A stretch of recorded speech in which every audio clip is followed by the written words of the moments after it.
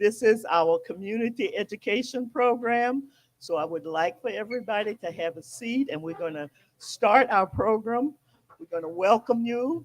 It's a blessing that we are here at Zion Baptist Church of DC, and we are so special that we have the pastor of Zion to come and bless us as we kick this program off.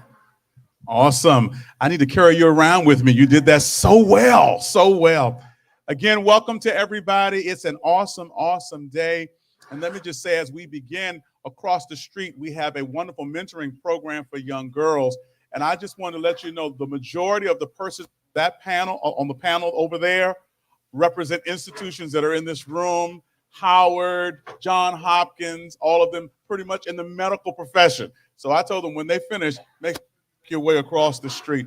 But we are so grateful for this collaboration here at Zion Baptist Church. Grateful for Dr. Leslie Cooper, who has brought all of these entities together, and grateful to see all of you here. Let us pray. Gracious God, our healer and our Father, we thank you for the privilege of gathering in this place and in this sacred space. It is sacred because your people are here. It is sacred because your spirit is here. And it is sacred because there is healing in this room. You said in your word that your people perish for a lack of knowledge. And so we've come today to share knowledge that will be good for the mind, the body, and the spirit. And so, God, have your way as we begin this panel session. Let the questions come forth, but more important than the questions, let the information go out, not just in this room, but be beyond, even in this virtual space, that our people can be well. Mind, body, and of course, spirit. We ask all of these things, or I ask all of these things in the name of my Lord and Savior, Jesus Christ. Amen. Thank you so much, Reverend. That is really important. We have to have our spiritual health in order to raise the level of our physical and our mental health. So today, you are in for a treat, and I'm so happy that you are here, even though it's hot as Hades outside. But that's okay. We are here because we are blessed to have a special panel of experts that I'm going to tell you about. But I do want to say that this program is live streamed, and it's live streamed on YouTube and Facebook. And there is a QR code that you will find on the tables. If you just log into that, you will find all of the information, the entire program booklet. In addition to that, we will have box lunches later on, but you can't get one if you haven't done your evaluation. And that's from Dr. Leslie Cooper. So there is another QR code on the table for the Health Ministry of Zion that you must complete that QR code. And if you're not computer savvy, that's okay. We have some printed ones on the table where you registered. So can't get away from this. But I do want to say this is such a blessed day for us. So the National Medical Association Project Impact, and that's who I'm representing today. Project Impact is increasing minority participation and awareness in clinical trials. And we have a number of programs that are engaged in that. We partnered with Zion Church and their health ministry, in addition to Mount Airy Baptist Church and its health ministry, as well as Trinity Episcopal Church. We're a little bit different. Its health ministry as well.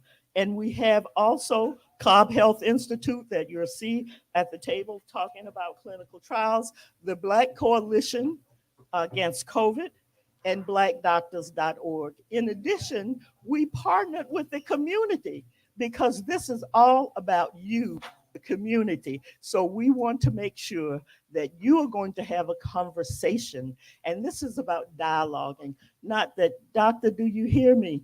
And the doctor saying, patients, are you listening? This is about conversation, a dialogue. So we will get started.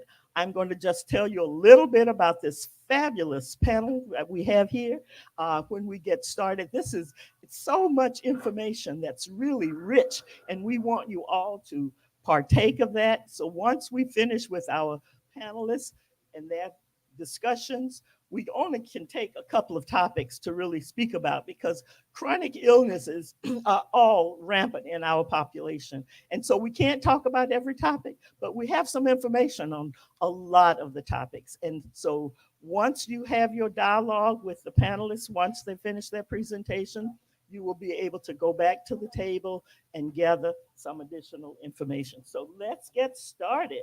And what I would like for you to do is to hold your questions. I'm going to introduce each one.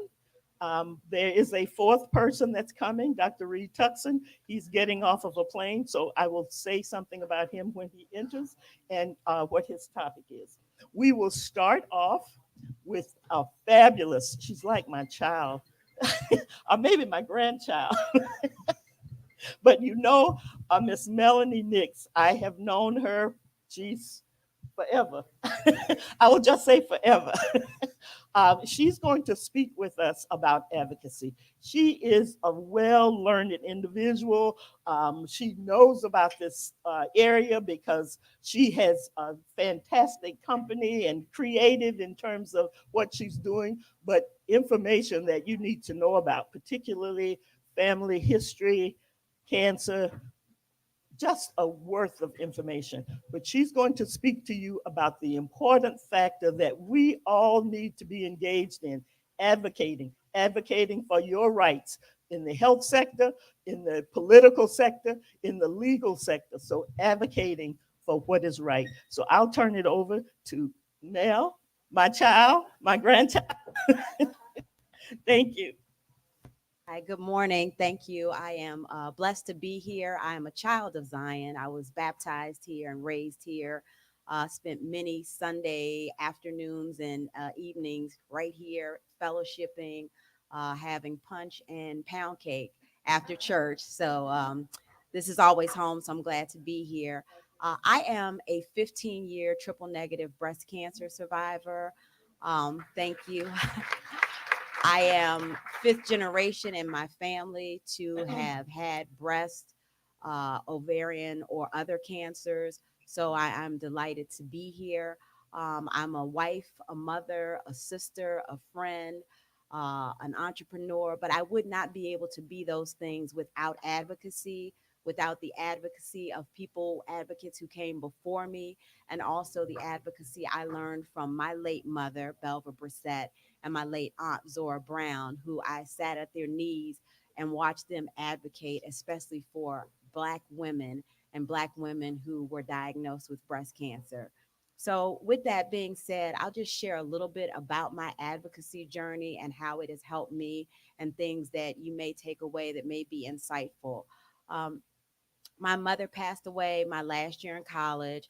I finished college, went on to grad school and completed grad school. And when I was starting, I think my first real corporate job, and I'm dating myself, this was back when they gave you the big, thick book to go through and select your benefits and select your doctors and things like that. So I went and I found a doctor that accepted my insurance, and I started going to that doctor and had a relationship with that doctor. And again, I was about 26 and I started sharing some information about my family history, what my mother and aunt had learned and gathered. And I shared that information with the doctor and I said, is there anything I need to be doing to be screened just to make sure that I'm ahead of things? She was extremely dismissive and said, no, you're good. That really didn't sit well with me. And there was just a feeling I had, so I ended up leaving, going back to that book and finding another doctor. And the first thing I realized is it's okay to fire your medical professionals. You may have good medical professionals. I've had great ones. I'm sitting on panels with great ones, but everyone isn't great for you. And I realized that doctor was not great for me. She really didn't have an understanding of how family history might impact me. And I think not even a good knowledge of African American breast cancer and how we have some different paths. So I was able to get another doctor. I actually, at that point, Dr. Mussenden became my OBGYN, and she was the first doctor. I think I was 28 years old, and she was like, "Oh no, honey," she was like, "Girlfriend, we have got to get you a mammogram." And she was like, "We're going to get you a baseline mammogram at 28, and we're going to start tracking you." And she was one of the first doctors who put me into the system to start getting tracked. So again, I think without advocating for myself and listening to my gut and my intuition, I would not have been led to that place, which ultimately likely saved my life and gave me many more years of life. The other thing that I learned from that is something I talk about is medical marriages. I think it is very important that we have relationships with our medical professionals. And again, we were having the conversation on Thursday that it goes beyond just your doctor, it goes to your nurses and all of the practitioners who are touching you and providing health care. But I decided I need someone, whoever they are, whatever medical professional they are, I need to trust them and have the same criteria for them that I would have for my life mate. Are they trustworthy? Are they communicative? Are they thirsty for knowledge? Are they honest? Are they responsive? So all of those things, I need to make sure that I have that same type of relationship, not in a, a love way, but just in a respect and a two-way reciprocal communication way. So those are some of the things I learned from that first situation.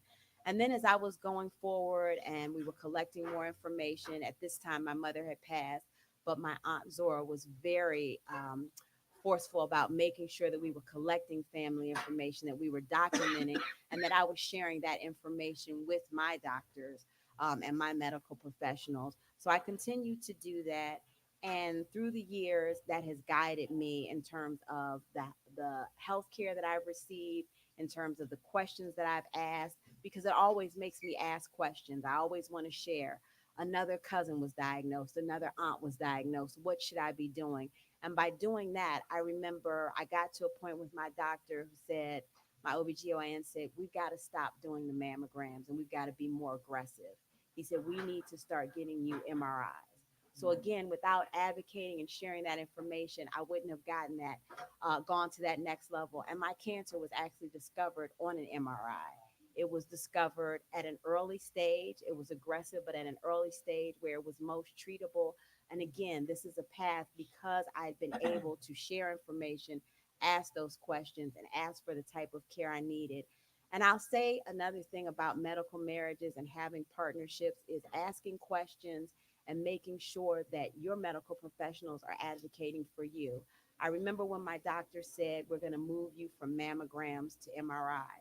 And it was a summer and I was on my way to a great vacation with my family. And I got this huge bill in the mail. And I told my husband, I said, cancel vacation. I said, because they won't cover my MRI. So we've got to pay out of pocket. I went back and I shared that with my doctor, and he said, absolutely not. He was like, I'm going to write them a letter. I'm going to detail your family history.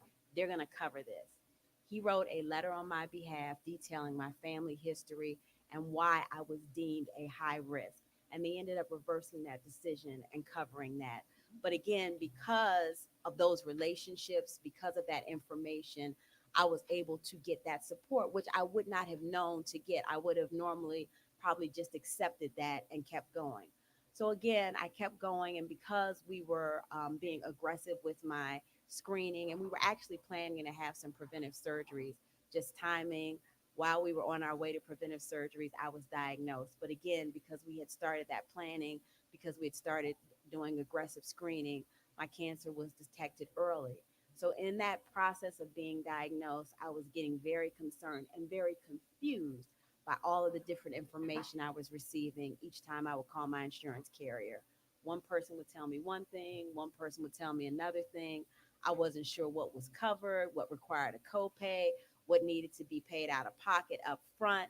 So I said, you know what, I've got to stop kind of asking questions of people who may not be empowered or have the actual information. So I went through the company's, I think, website and found the name of the president. And I wrote a letter to the president of the insurance company and said, I'm really confused, but I have breast cancer. I have surgeries upcoming, and I need to understand what's covered and what's not so that my family can prepare. We needed to know, especially financially, what that burden was going to be. And the president of that company actually signed a navigator to my case who helped guide me through the insurance and walk me through, this is what's going to happen when you have surgery. This is what's covered. This is what will happen when you start chemotherapy. This is what covered. So it gave me a better sense of understanding. Again, surviving is expensive, even if you have great coverage. I'm glad I did, but it gave us a better sense of being able to plan and understand what was coming forward. So I think it's just important through every stage of your health that you're always advocating for yourself. And because I know that I'm a beneficiary of others who have advocated for our community, I'm an accidental advocate. I came through it by my mother and my aunt just growing up, but I have started working with different organizations to help make an impact, not for me, but for the community. So for each of us, we have an opportunity, if we can, to be a part, to be involved. You can be involved as little or as much as you can. I've had the opportunity to advocate in front of congressional leaders to share why we have disparities, what needs to happen, what needs to be funded differently, how research needs to be different. And I also have the privilege of working with Lombardi Comprehensive Cancer Center on their Community Advisory Council. One of the projects we're working on is increasing Black participation in clinical trials. I know this is one of the things that Dr. Brown is so passionate about, but I've taken my self advocacy and become a community advocate.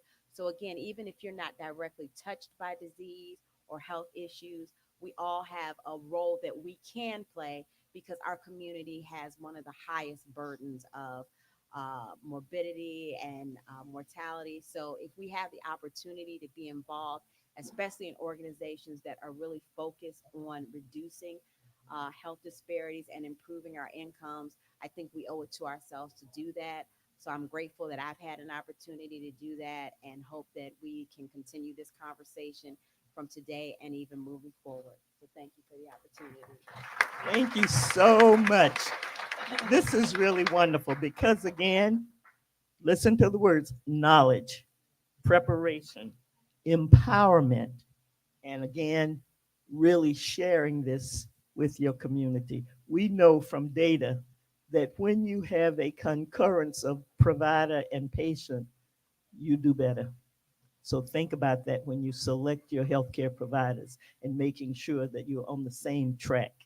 Again, yes, Project Impact is near and dear to my heart, and that's what this day is all about, and what we've partnered with so many around this room so that we can empower you and get those questions ready because we're going to come to the Q&A after all the presentations, and we will want to have you increase your knowledge so that you go out of this room advocating for what is rightfully yours.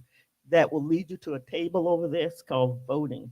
Okay, I will not say more on that. Let me introduce my next speaker, Dr. Marilyn Gaston, and I just think that there's not anybody in this room that don't know her. I mean, you should know her. And so again, she is a former Assistant Surgeon General when she was the director of the Bureau of Primary Health Care at the Public Health Service in the U.S., and that's in the office of HRSA, Human Resources Services Administration. And she has just been a fabulous Rear Admiral. Is that it? And I will let you say others, but she is going to speak with us about cancer in women. And from a public health standpoint, when we think we've cured something and we have control, and we really don't cure much of anything in terms of healthcare, but we had control over cervical cancer. So what happened? Dr. Gaston's going to tell us what happened.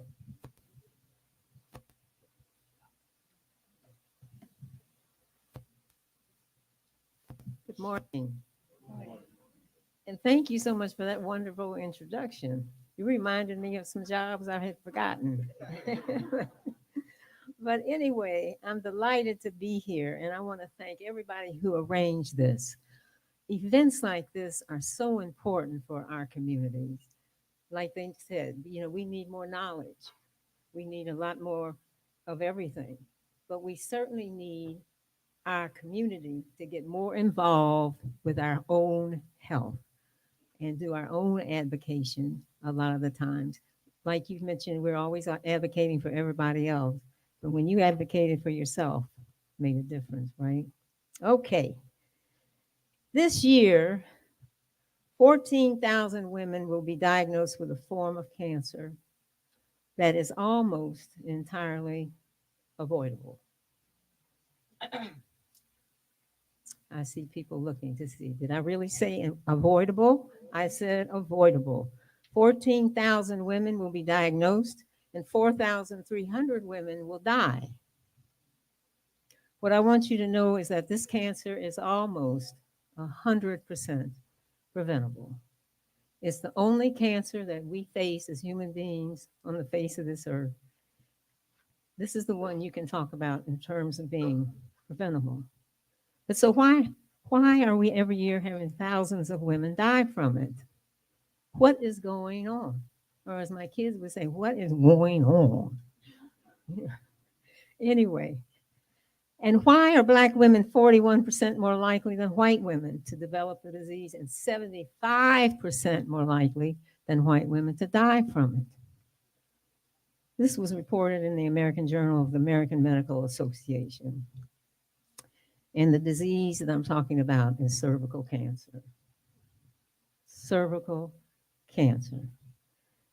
Dr. Denise Howard, MD, who's the chief of OBGYN at NY Presbyterian Brooklyn Methodist Hospital in New York. She says, and I quote her, we have all these tools to diagnose it, to prevent it, to diagnose it early. We have all of these tools, but our numbers, and she's so frustrated when she talks about it, our numbers have stayed the same when they should have been dropping all of these years.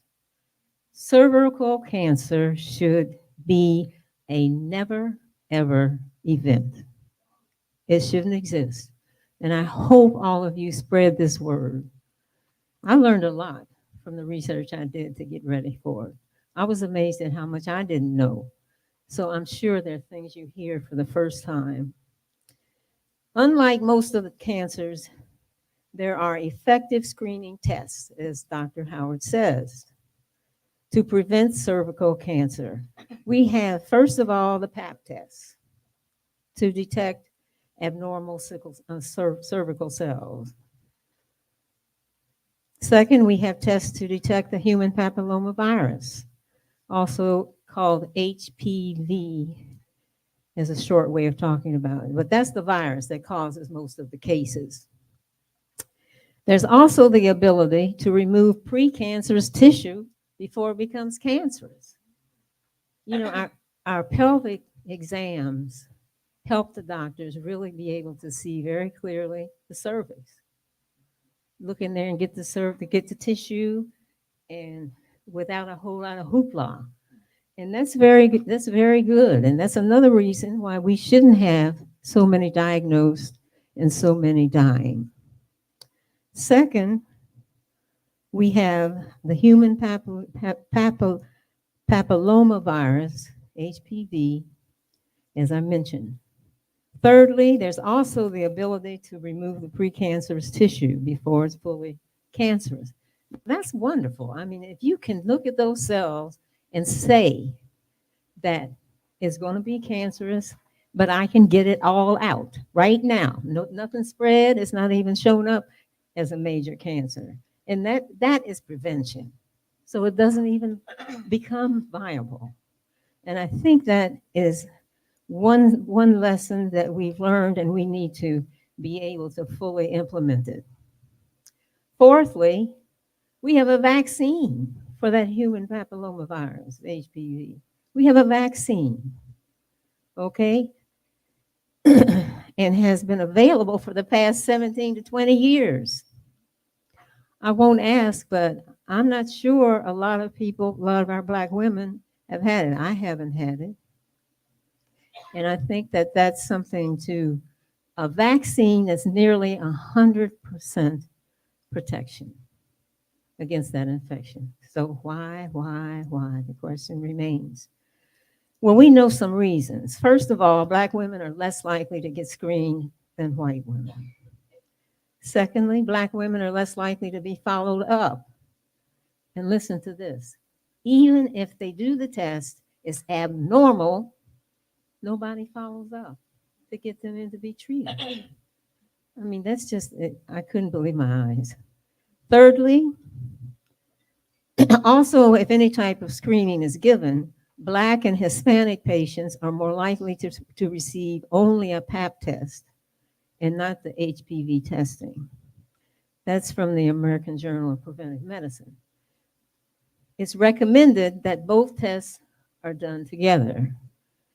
And so it's just not right that one gets one and one gets another one. Welcome. Good morning. Dr. Howard says, I said this was in the American Journal of Preventive Medicine. Dr. Howard says, one thing is clear. In many cases of the disease, women are getting cervical cancer because they are falling through the cracks in our healthcare system. And she says, I think there is a clear discrimination factor. And that kind of is a theme that's rolling through all the reports, the literature. One example that I just thought, because she was in Ohio, I'm from Ohio. She said her name was Talara Wade, 42. And she definitely made the case for racial bias was a factor in her late cervical diagnosis. For years now, her pap smear showed abnormal cervical cells. That's called dysplasia. And the abnormality was never followed up on. In fact, she was never told she had cervical cancer. And so her end was not what you would want to have it. 5, cervical cancer with advanced metastasis, usually seen in older women. And Dr. Howard states that 20% of cervical cancer are women over 65 years of age, mainly because they haven't had a pap smear in 20 years. I want the whole community to know it. I want the men to get involved, reminding the women they have to have you had your smear, get very involved. And the women definitely need to close these cracks that we seem to be falling through. And as you know, the rate of survival with any type of cancer is always greater the earlier it is diagnosed and the earlier it is treated. That's another thing. There's data to show that even if we do get in and get it diagnosed early, for some reason there's a lag and they don't get treated early. So you diagnose it, and all the times you're fooling around, or the system's fooling around, or whatever's going on, that cancer is growing and it's spreading. So, I mean, this is a place you have to be on the case. Our women are unclear about the screening. What are the tests we need? How do we get it? That kind of thing. Many report that they didn't know they needed to have adequate screening. Women didn't know it's recommended that women have a pap test starting at age 21 and a pap test thereafter every 5 years. We'll talk about that after I end the talk, because there's some guidelines I want you to have. That they don't know women of all ages should have pelvic exams on a regular basis, whether anything's wrong or not. They should be examining your cervix. The other reason that it's a problem is the fear of vaccines. Now, we saw that with the pandemic, didn't we? And this is a major problem in our community. And I think that somehow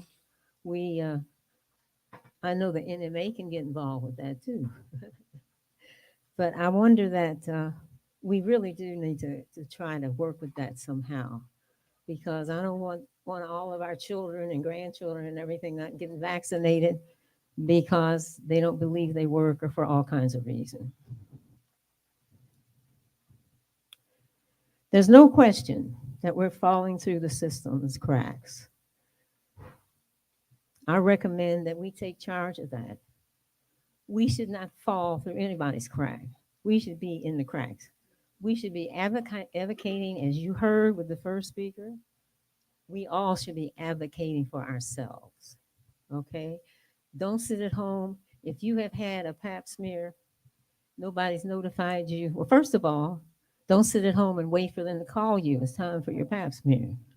No, you're telling them, I need an appointment. My pap smear is due next month. Okay, get ahead of the process. So there's no question that we need to be advocating for ourselves. I want to know also why none of the literature mentions the use of condoms to prevent the infection. And it certainly thinks it's not mentioned a lot in the literature either. And I don't know what's going on with that. But anyway, it's clearly a major point that we have to move toward getting more and more involved in our own health issues, the management, the care, the follow-up, everything. For example, you should have a big calendar that has all of the schedule of testing that you need. It's on the calendar, and you follow it, and you call them and get it done. You get a copy of the test once it's done. You have a session with your doctor. What was the diagnosis? What's the plan? You know, you were there on the case. There's no chance that could happen. When I told you about the doctor that never gave her a diagnosis, she never heard that she had cervical cancer. So anyway, I think that's real important. I think also that our women need to insist more on condom use for your protection. Do your own advocacy and do your own protection. I think our women need to add to our primary care team OBGYN people so that they help you stay on course and you don't look up and you have some cervical cancer going on. You need schedules for mammograms and the HPV and the pap smears, and we'll talk about this in a minute. On the table, I have Xeroxed. This is the title, Protecting Yourself from Cervical Cancer, so that you can read it. Was my time getting good or not? Oh. But because maybe we can wait till the end to go through this, or you want me to go through it now? Okay. Thank you so much.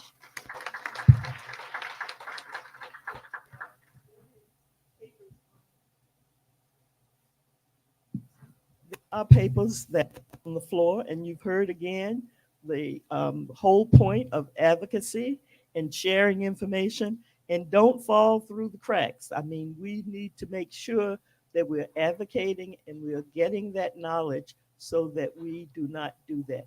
The important piece that Dr. Gaston mentioned, of course, is about guidelines. That's just information giving you directions on things that you need to do. And they are changing all the time and may not be applicable to people of color. So you need to know that. But let's keep going with this thing. And so our speaker is Dr. Gail Porter. She is a clinical psychologist and an international expert and lecturer. She is also the co-director of the Improvement Center.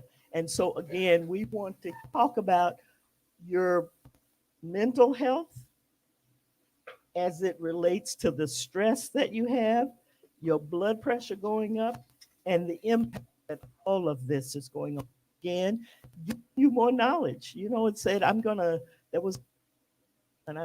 arm you with knowledge so you can go out here. It's like going to the Western fight zone or something, and then taking charge and getting there. But don't forget, you have to advocate first.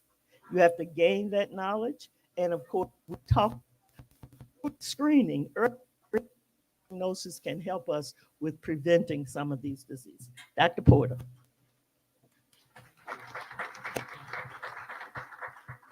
Did you ever wonder why so many sisters look so angry? Why we walk like we bricks in our bags and will slash and curse you at the drop of a hat? It's because stress is hemmed into our dresses, pressed into our hair, mixed into our perfume, and painted on our fingers. Stress from deferred dreams, the dreams not voiced, stress from the broken promises, the blatant lies, stress from always being at the bottom, from never being thought beautiful, from always being taken for granted, taken advantage of, stress from being a Black woman in white America. Good morning. And I must tell you, the brothers have told me, Dr. Porter, you could read the same thing about us, only put in brothers instead of sisters. We start our chapter called Stress Can Be Managed with this quote by Opal Palmer Adisa. And it's part of our book. Dr. Gaston and I co-authored a book called Prime Time, the African American Woman's Complete Guide to Midlife Health and Wellness. And I start with that and talk about how stress not only stresses us, but like depression, which does not only depress us, but it will kill us. And the data are very clear. We just completed a 5-year study looking at the interaction between hypertension and depression on Black women. And sisters, if you have depression, if you have hypertension, and I'm saying this to brothers too, you need to be screened for depression.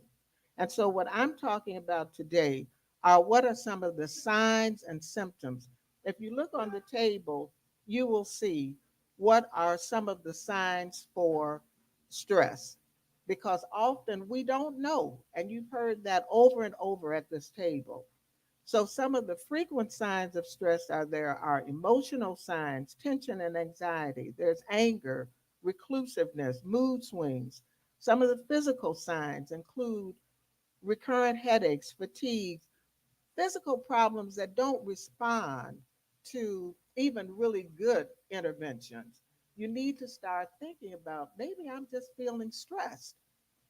Behavioral signs, the smoking, the substance abuse, and this excessive gambling. We're seeing so many people, especially Black women who are older, who are gambling into bankruptcy. So these can all be signs of stress and of a need to gather information about how to manage it. But it's not just stress. Our depression, and so many of us who are Christian believe, well, I can't get depressed if I'm a believer. And we forget Jesus got depressed. We forget that when he was in the garden. And so obviously we can get depressed.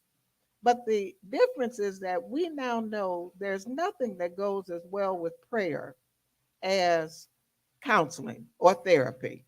And so, again, when I say clinical depression, I'm talking about the ability to function is something that we take for granted. But when you're depressed, often your functioning and the way you're thinking is really compromised.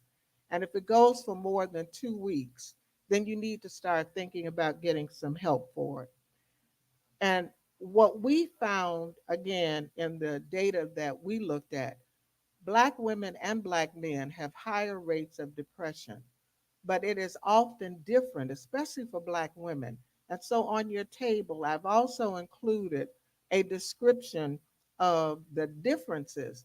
I mean, over 50 years ago, when I was in school, I learned that when women get depressed, they wind up getting reclusive, they lose weight, they think about suicide. We don't lose weight when we get depressed. We're looking for an $8 buffet where we can eat $80 worth of food. So the anger and irritability, the insomnia, the persistent physical symptoms, and we don't tend to think as much as we do about death. Now, again, we can have those other symptoms, but when people angry Black woman, as you've heard over and over again, what our symptoms are. For our men, it's changes in appetite and weight, anger and irritability, substance abuse, fatigue, a lot of behavior related to promiscuity and gambling. But our Black men often think of suicide. And so we see that stress, depression, and anxiety impact on everything from hypertension to heart disease to dementia to obesity. So we cannot ignore these signs and symptoms. And that's why we've got them out there so you can know. But I want to end with what we can do about it. You know, the good news is that we can do something about it. And again, if you look on the table, I have included that. So, what are some things that we can practice every day? The first one is I was at a conference and Dr. Renita Weems said, before you leave the house, you should pray and or meditate because you're going to run into some Babylonians once you get in the street. Well, I said that at a conference, and this sister raised her hand. She said, Dr. Porter, I do it in the bathroom because I live kids. So whether you work with them or live with them, get yourself ready before you leave the house. Positive relationships. Don't bring any more of these negative people into your lives. Now, many of us have given birth to them. Many of us have been birthed by them. We have siblings and others. You don't anymore. As Von Sant says, there are people you need to love and pray for from afar. Getting enough sleep, exercising, deep breathing, yoga, muscle relaxation, and having a time management schedule. I have found in working with women and young people, this is one of their major sources of stress. Personal timeouts, take a vacation.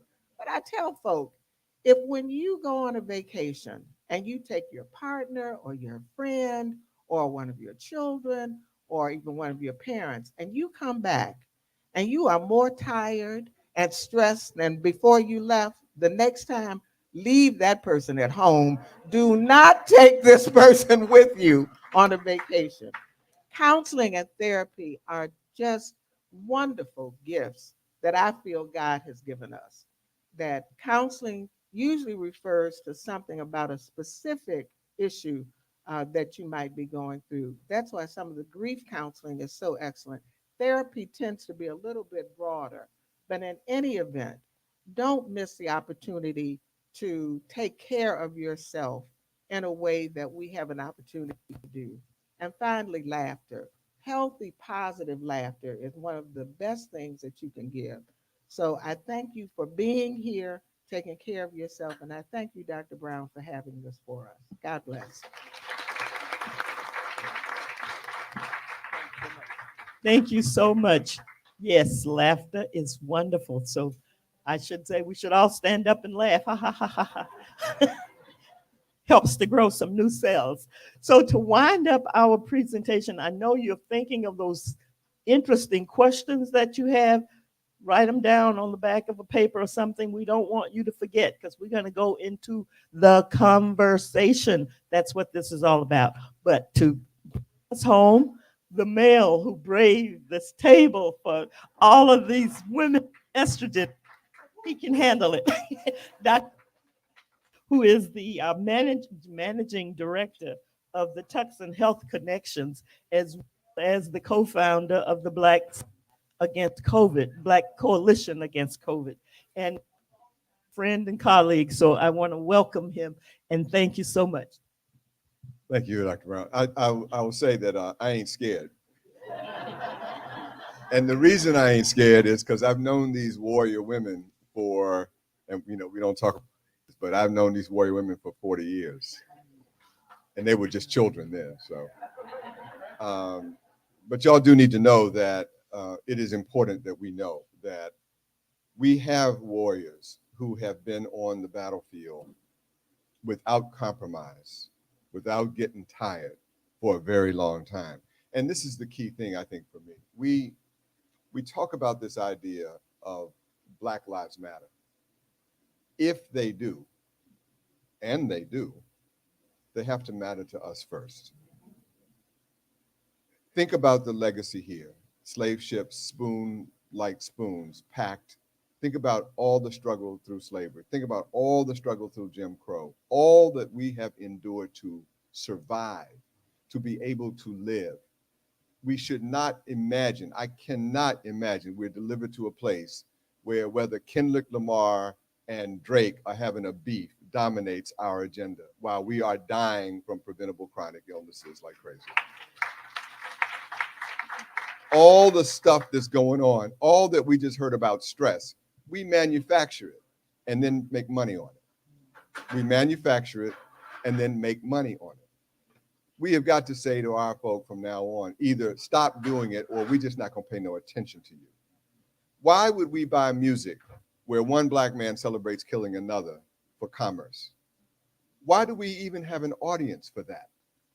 If Black Lives Matter, and they do, they have to matter to us first. And so these women have decided somehow along the way when they were very young that they would take the battlefield and never relinquish it. And the question for the rest of us is, why don't we do that? What do we do in our lives that is more important than whether we shall live or whether we die and the quality of that survival? How can we possibly honor the legacy, the ancestors? We just did Juneteenth.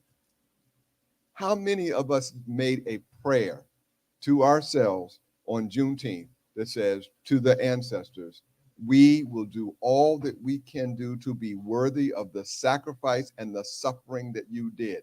Nowhere in that prayer is Kendrick Lamar and Drake or Doja the Cat and Megan Thee Stallion having a pissed off contest.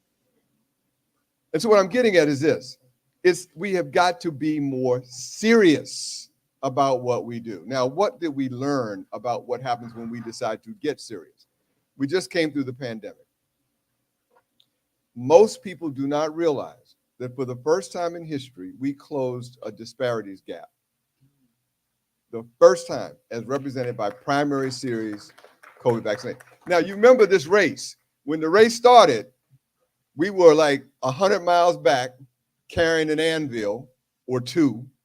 We had all the distrust of Tuskegee. We had all the distrust of Henrietta Lacks. We had all the problems with not having the right information. We had all the problems with naysayers, all the negative people in our community. We had all deliberate naysayers, deliberately financed, Proud Boy, Russian bot negative people, sicked on us. This is serious. We had the anvil of not having access to the computers to know when the vaccine first came out and it was scarce and you couldn't get it, and all of a sudden white women with fur coats on Martin Luther King Boulevard all across America in line to get the scarce ones. Despite all of that, we caught them suckers. But more important than catching them, Black life expectancy the second year after the vaccine was available was better than white America. Think about it. Why was that? Because we did what we supposed to do, but then white politicians killed their own people. Them red counties and them red states and all that nonsense came back on it and killed their own people. And they didn't care because somehow or another, I guess, white life don't seem to matter that much to white people. Money, don't mess with the money. Don't mess with the money. But, we're not going to have nothing that messes with commerce. They just have to die. And for the age group I'm looking in here, all those white politicians were talking about maybe the seniors just need to move out of the way because we can't have an economy. What I'm getting at is, what did we do? We created things like the Black Coalition Against COVID. We looked in this city and we called up Easter Sunday 2020. I called up every community influencer that I knew from the days of fighting HIV in the 80s. Called up the entertainers, the artists, the poets, the small business owners, the faith community, the academic community, the returning incarcerated citizens advocate, homeless, everybody. We called them up and got online and then sicked them out into the community to talk to our people about what we needed to do. Then when we needed to worry about a vaccine and we had to have vaccine clinical trials, we called up the NMA. NMA, we need national juice. The 4 Black med schools, Howard, Meharry, Morehouse, Drew, we need national academic firepower. All of them came together. And all across the country, you saw that kind of coalition with Black faith leaders all moving together to create an infrastructure. What I'm saying is this meeting here today is very important. It's important that you read and digest all of this information. It is important that we look and see that more women are here than men. 75% of all the health decisions in the Black community are made by women. Brothers, we got to eat this information. We got to internalize it, and we got to be the role models for these children. We just had Father's Day. Them young people have got to see us saying Black lives matter to us.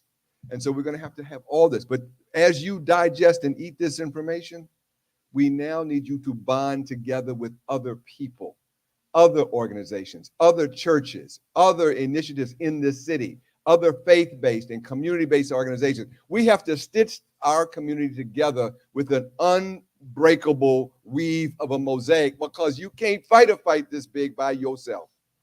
We cannot fight it. We have to do what we got to do. Now, you can control what you can control, but there's not enough of us. There's never going to be enough of us in these meetings to do it on our own. So please, I am begging you, reach out through all the, it doesn't matter what team colors you got on. When it comes to Black survival, AME Zion, you connect in with the whatever. You know what I'm saying? We have to decide that all of our pastors together have got to connect with Howard, connect with the local NMA chapter, and we got to say together, we have to have this every day, every week, know what we're doing. I got to close out. Let me just say this. We got to start being and falling for the okie doke and for the stupid stuff. We can't keep buying music from people who celebrate genocide of our own people by ourselves. What we also can't do is this. Every time I do when I got on the radio for the first time in this town to talk about COVID, Easter Sunday 2020, first daggone thing that somebody called in was Tuskegee. When I was health commissioner in this town in 1985 fighting AIDS, the first damn thing on every single phone call, TV show, radio show was Tuskegee. Now, how are you going to have some knucklehead people decide that I'm pissed off at Tuskegee and don't even know what Tuskegee was about? Tuskegee was about denying Black men access to the drug that would save their lives. I'm going to protest this COVID thing by denying myself access to the vaccine. I'll show them. I'm not going to take that vaccine, and I'm going to die just like the other ones did. That'll show them.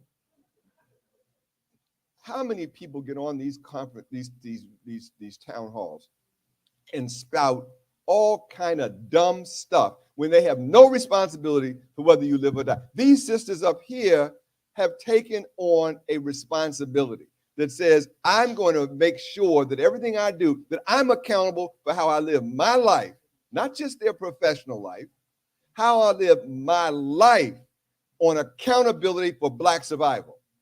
You got people on the radio who have no accountability for nothing, but who decide that somehow or another Pookie got some information that the rest of us ain't got. Do we call back in on those radio shows and tell Pookie to shut the hell up? Y'all just let Pookie beat me to death. I'm tired of fighting by myself. What I'm saying is, and this will be the thing, and then we'll get into these conversations. When we were fighting for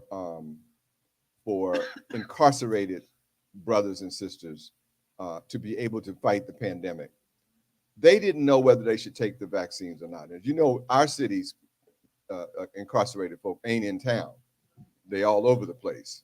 You know where they are? They in these little rural hamlets where all of the daggone guards are Trump people.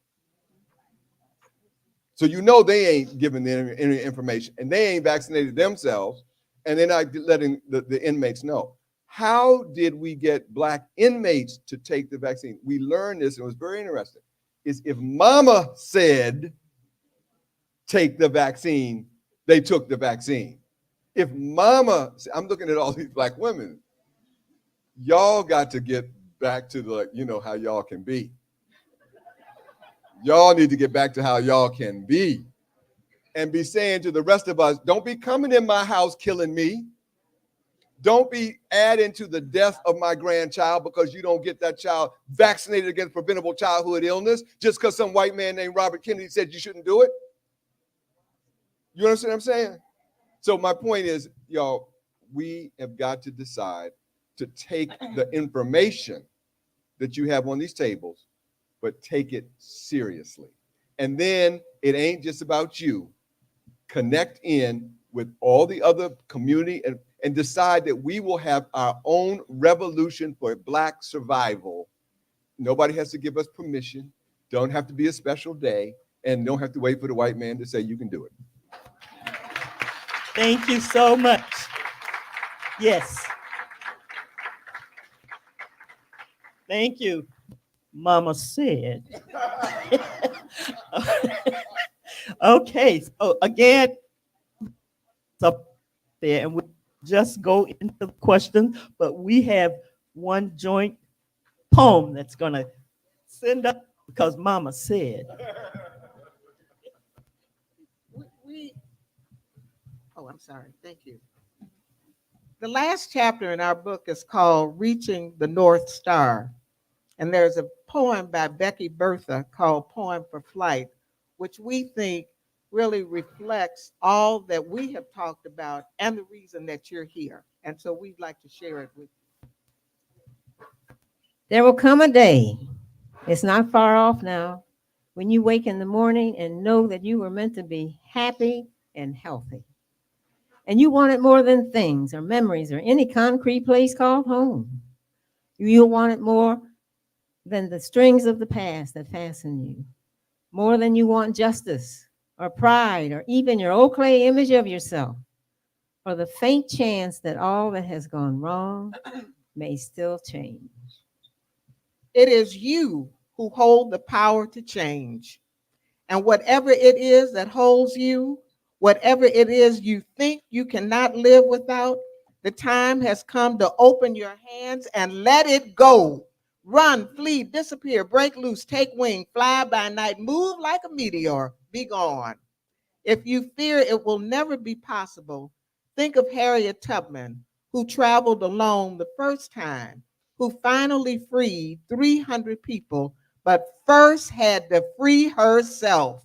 There's a Harriet in all of us, and we must take the opportunity to finally free her. Thank you, and God bless. Thank you. So we're ready to free up.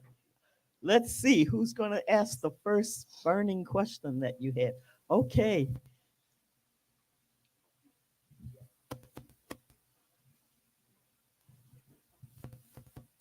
Thank you, Dr. Brown, and thank you for everyone on the panel for your comments and your knowledge. I'm an OBGYN, and this question is for everyone on the panel. How do you effectively communicate to patients and others that there's an important link between their vote and their health?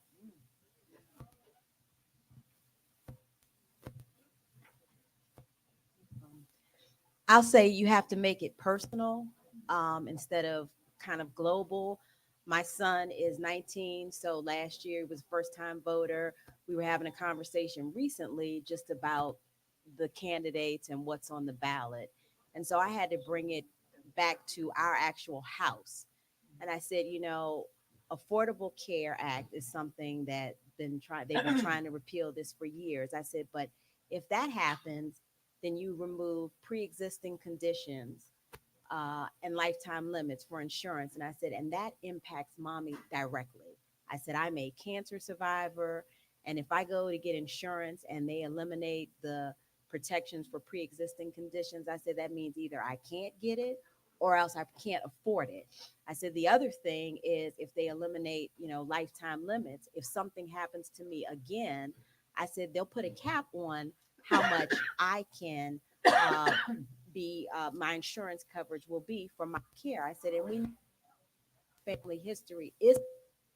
So I try to personalize it. And I say this, I have the same conversations with my friends, my coworkers, my colleagues about what is your health issue and think about how to impact you and have them kind of break it down and think through that. Because I always say to everybody, health is on the ballot. So we have to take that seriously. And I would just say that about three things you would really, and first of all, just what she said. Three things. Number one, around insurance is you let them understand about what's going on with Medicaid. And you let them be real clear as where do you know, and probably the person you're talking to may well be covered by Medicaid or Medicare. But you need to be real clear about how many Black folks have fallen off the rolls of Medicaid and how many are getting ready to fall off. So you're going to be ready to see it's literally millions of people who were able to get Medicaid during the pandemic who will not be able to get that insurance, and they're going to be uninsured. That's a deliberate attack. Number two, if you're talking to a woman, you easily talk about reproductive rights, and you can know the rollback that's getting ready to happen across the board on reproductive rights, and it's a serious agenda, moving hard. I think if you sort of keep those two things, and then you start to realize third is letting them understand why would there be so much energy put into not getting us to vote? What is the big plan here? There is an incredible amount of energy being spent by the Republicans to make sure that Black folks either don't vote or have a hell of a time voting, including standing in line in Georgia, where I live right now, and standing in line. If you even bring an elderly person a bottle of water, that's a crime. So I think if you help them to understand, there's a big agenda here at play, and none of the agenda items have anything good for you. So I think you have to just make it real. And by the way, the other thing that you're going to say is that take them back to Jim Crow, and just think how many of our people died or got lynched or shot in the back in a shotgun in a dark country road down in Alabama because we had warriors willing to try to fight for that. And you can't walk across the street. And I would just add to all of that one other thing, because what I frequently heard is, well, Dr. Porter, it doesn't really make any difference. And being able to say that 50, 60, 70 years ago, when I would go to Pine Bluff, Arkansas, I sat in the back of the bus. I sat in the balcony when I would go to the theater. There is now a Black woman who was the mayor of Pine Bluff, Arkansas. So I think it's also really important to give them a reminder of how far we've come, because that often I've heard gets, it doesn't matter what happens. I think adding all of these things, and then to point out too, that there are many diabetics who can now afford to get their insulin because of a vote, because of who was the president. Thank you. That is so very important. As we talk about the water in Georgia, that you can't take the people standing in line, do not take the information in Mississippi. They said they ran out of ballots. Everybody knows you have a precinct that you know the number. That happened in Mississippi, and people were turned away because they didn't have ballots. This is America, and this is 2024. We should not stand for that. Where's the next question? Yes.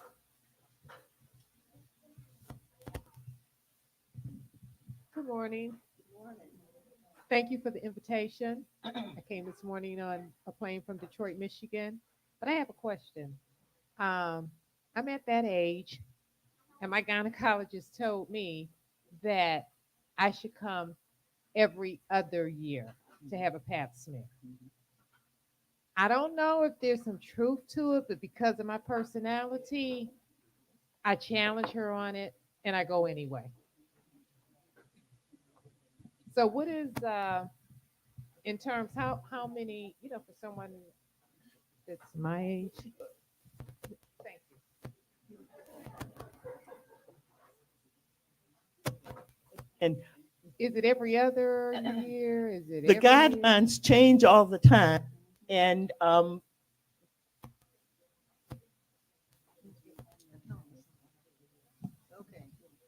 this is on the table. It's called Protecting Yourself from Cervical Cancer. and Dr. Sangini Sheath, MD, Associate Professor of OBGYN and Reproductive Sciences at Yale School of Medicine, developed this. And we also have an OB expert sitting right there in that wonderful, pretty dress.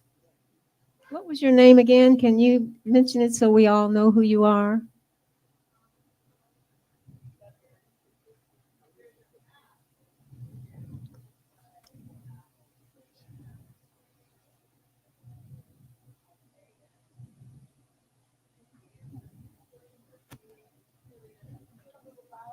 I'm sorry, there's an app that you can get on your phone called ASCCP.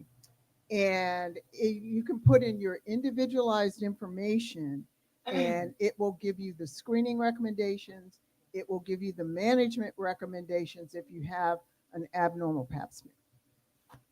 Wonderful. Thank you very much. And a lot of that is right there on your table. And you can see number 2 says start getting pap tests at age 21 and then get one every 3 years until age 29. And at 30, you should start receiving a pap and an HPV test every 5 years. And so there are a number of recommendations. I won't read it, but you have the app and our handout. Let me just make one quick on this, and I think it's come up twice now, and I think we need to be careful about, and that is that these kinds of guidelines and recommendations do change, they modify, and so the issue is, how do you not get overwhelmed by the confusion? So first thing is, I think what you do is, one of the best places that I know to go for information is the CDC website. Regardless of the challenges that the CDC had during the pandemic, and they had some issues, let's be frank about it. But what they don't have an issue on is having the science fact-based information on their website. That is tight, it's tight. So I urge you, scroll through, and then the second place I urge you, if you have more questions, is go to the NIH website where all the data is and all the articles are. You can read those things. But then you bring that with you to your health provider. And then you have the conversation with your health provider. So please do not be dismayed. And so this can get complicated. For example, we know over history that we might urge Black women to be screened more frequently for certain things than white women. So that kind of knowledge, starts to get incorporated. And then sometimes they change the whole recommendation for everybody. So don't be intimidated by the change. Go to the CDC website, read everything you can, put in the Google search for certified expert people, assimilate that information, and then have it all written down, your questions. And then you take that into your health provider and you say, I've done my homework. You don't need to start, we don't have to spend an hour on it because let's zone in right here. This is the one thing I want to make sure you teach me today.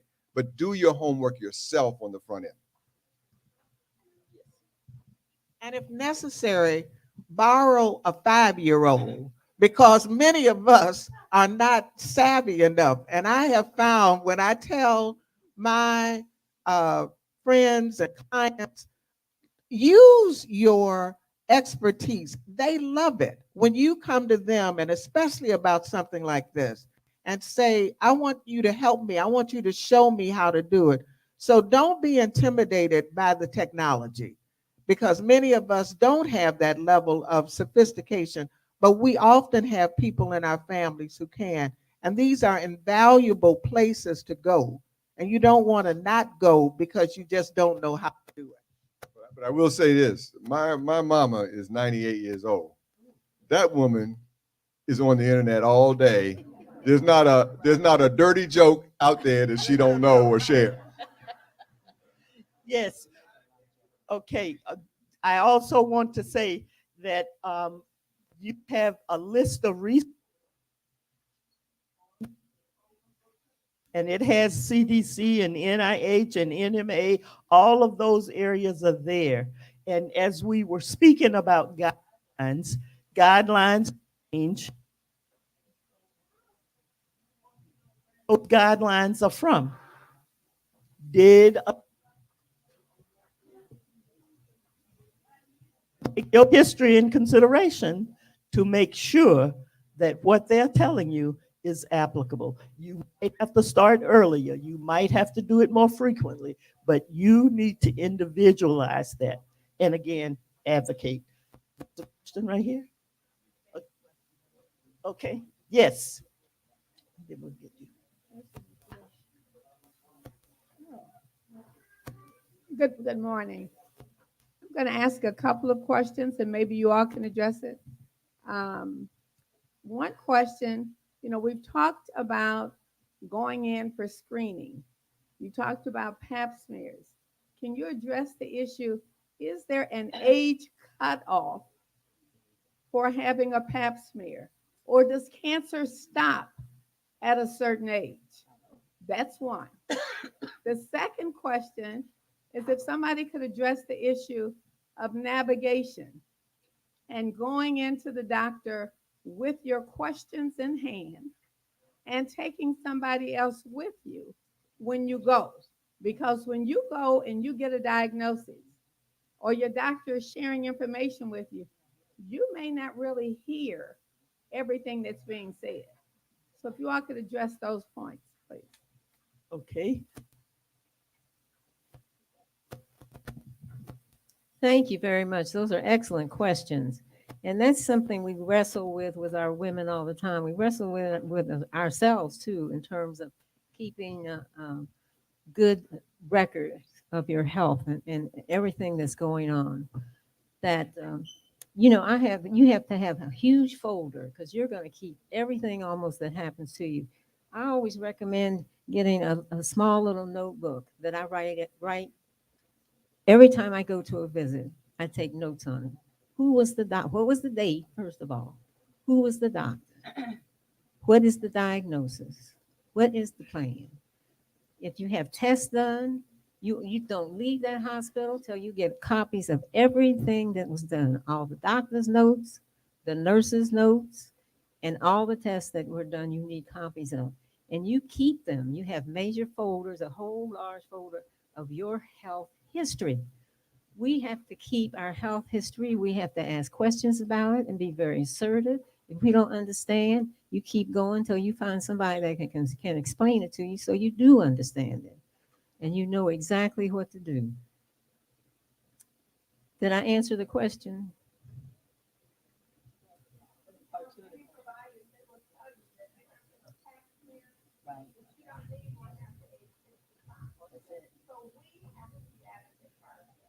Right, we do. Okay, here. The other thing we suggest our women is to send the questions beforehand, because often if you wait until you get into the doctor's office, she or he may or may not have time to go through them. So we tell our women to send the questions beforehand so that when you get to the doctor's office, that person has had enough time to review your questions. And that seems to make a big difference in terms of the feedback that we've gotten from women about how their questions have been answered.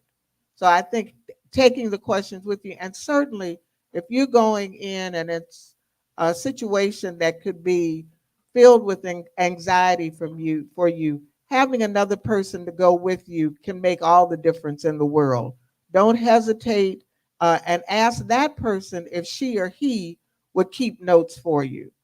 So I think that the sending questions ahead of time, having someone go with you, and having that person to take your notes can make a difference. Excuse me. Remember that these cell phones that we have, they have a record function. They will let you record. Just push the record, and bring a notebook, and you can bring a friend. Remember, this is your life. This is your visit. And by the way, they're supposed to accommodate you, not you accommodate them. And I think the final part of that is you can tell that provider that you give permission if they talk about HIPAA and the electronic health records, that you have authorized that person to sit in with you and to gather that information. I think there was a follow-on in terms of the pap smear frequency and when the cutoff is. There's always on those guidelines that cut off, oh, stop taking mammograms at 70, stop getting pap smears at 35, or whatever the number is. Does it apply to you?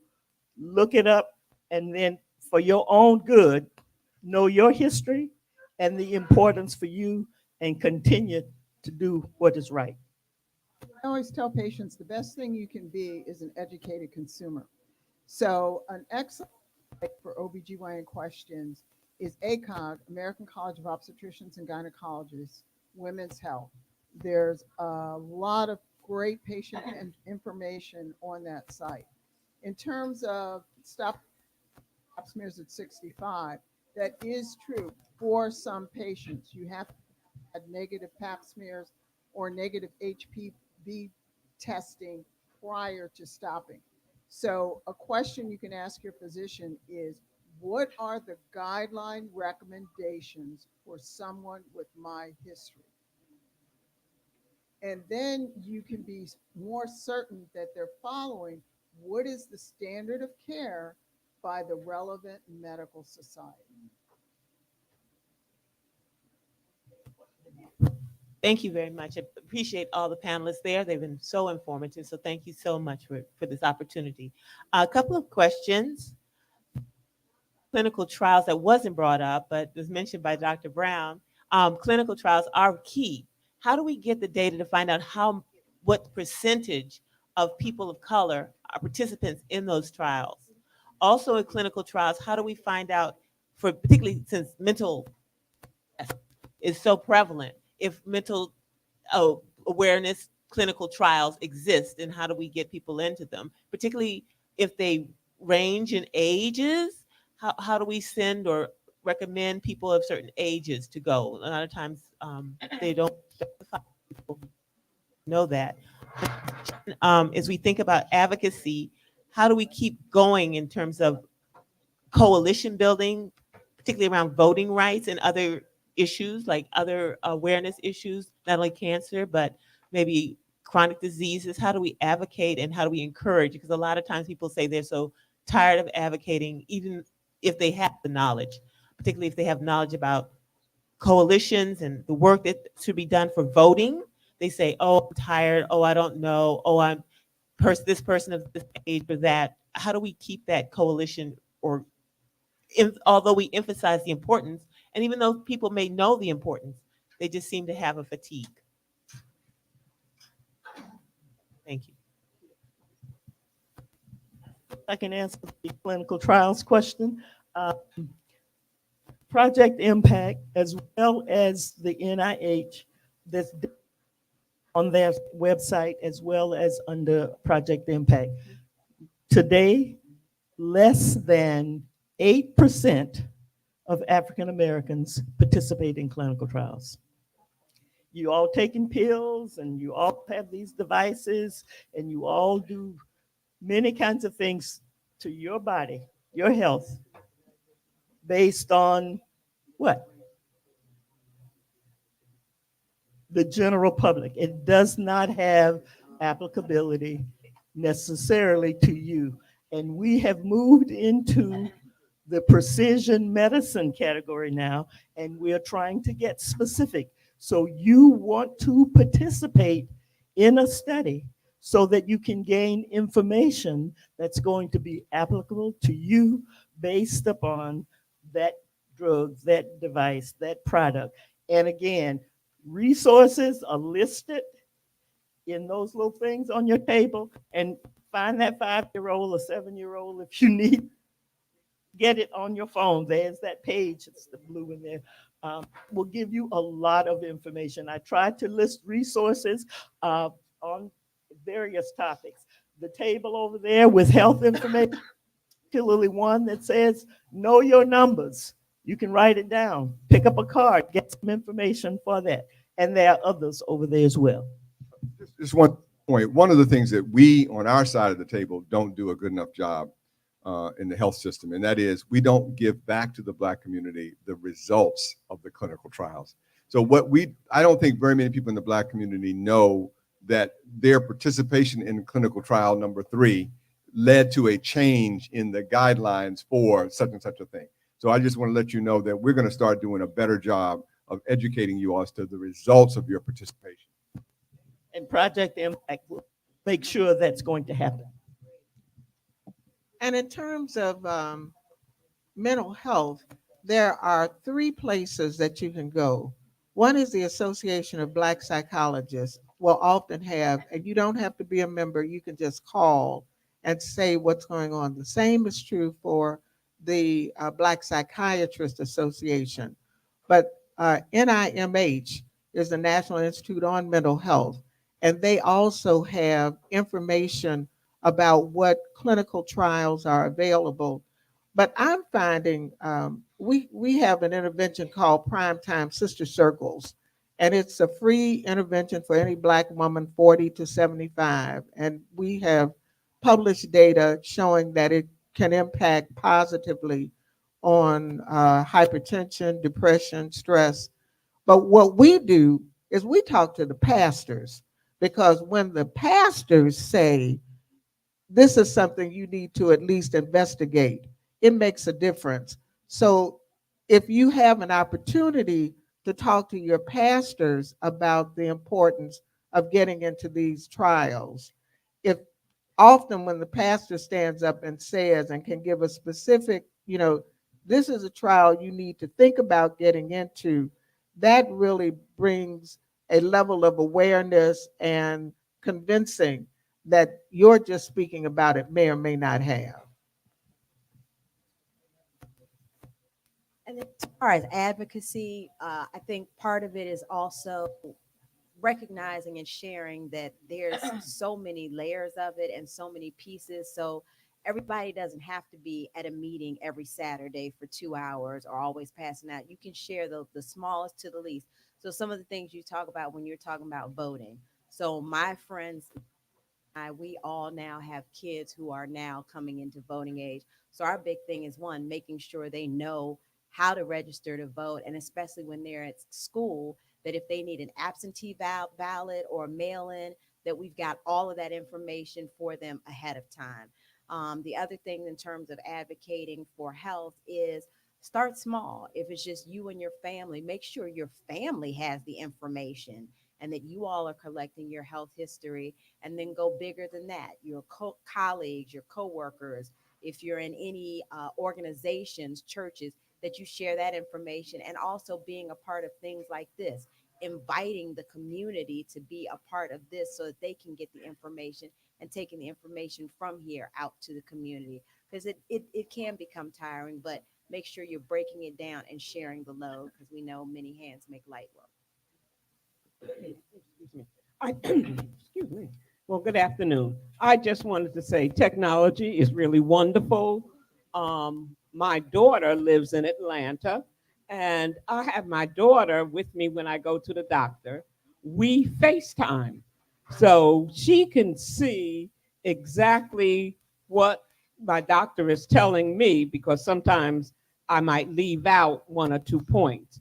So if the person can't come with you in person, FaceTime. And that really, really works, and it helps. But Dr. Tuckson, this question is for you. I happened to see your special the other day, and you were talking with men, young men and old men, and doctors and lay people. And my question concerns, what can we do about or for our men? Because so often they do not go to the doctor. They might accompany their ladies to the doctor or their children, but they do not go because they think they are Tarzan +1, So what can we do for our men? First of all, thank you for that. I want to start with where you started, though, and that is that FaceTiming with your daughter. Whether or not you go as specific as our sister is teaching us around going into the doctor's office with your family, please have family Zoom calls about health. Just generally, because look, especially when your loved ones don't live in the same city that you live in, it's because we're all moving around. It is very important that everyone in the family knows first of all, everybody in the family's family history. That is really important. And we as docs really get frustrated when we ask you for a family history and everybody, I don't know. You know, I sort of thought that maybe back in the day, Uncle Louis had something, but he died and we don't know. So it's important, by the way, does every child or every close relative in your family know your medication list?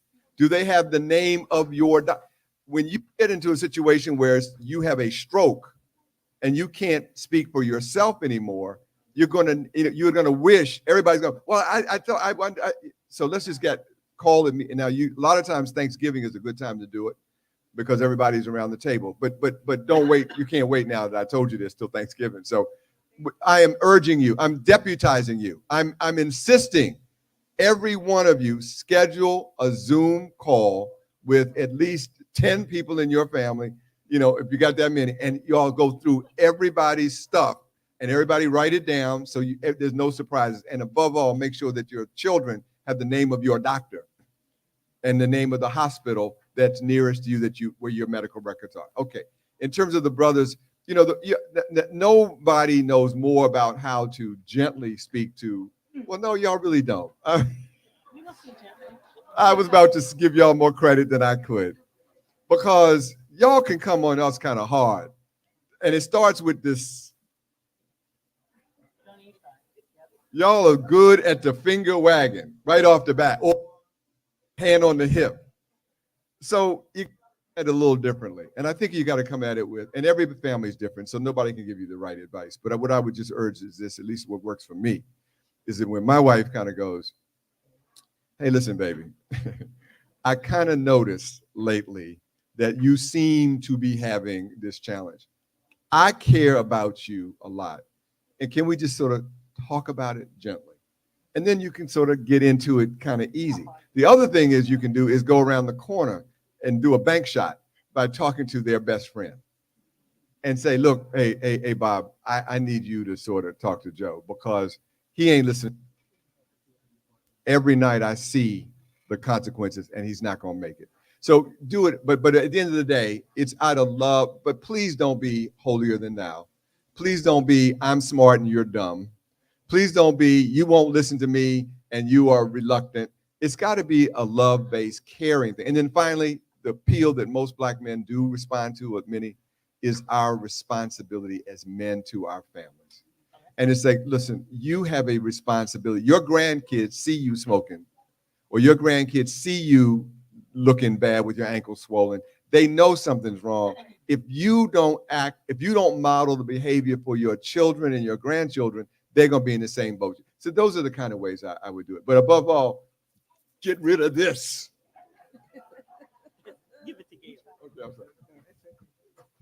I just wanted to add something else to the former statement you were making about the family history. One of the good places I've learned to really talk with a lot of family members, and that's with the family reunions. Set aside some time at a family reunion. Everybody kind of shares their family history, and you can get it done real quick. And everybody is very cordial about it. They will share their histories. And then on the calls you're talking about, the family calls, you just remind them. I tell my family, if I'm sick, if I've been in the hospital, I share that and have them and really request that from everybody. Thank you. And by the way, if you would, since you mentioned the TV show, you can go, if any of you all do want to talk to, send your brother to your husband or loved one, male, to go to the WHUT website, and it's called An Intimate Conversation with Black Men. It just aired earlier this week. So, in fact, there's somebody that knows about it.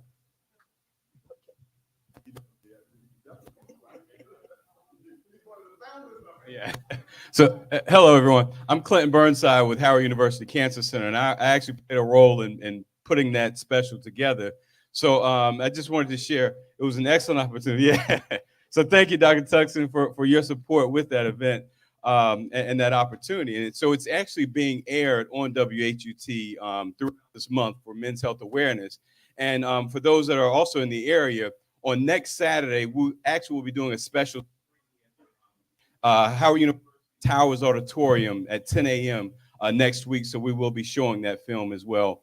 And then if it's people that are outside of the area, feel free to contact me. I'm actually going to be in this room right up here on the right-hand side here. Then I can give you a little more information and actually give you my contact information to share more details about that event. So, yes. Yeah, it's actually For Our Brothers, a candid conversation on Black men's health. For Our Brothers.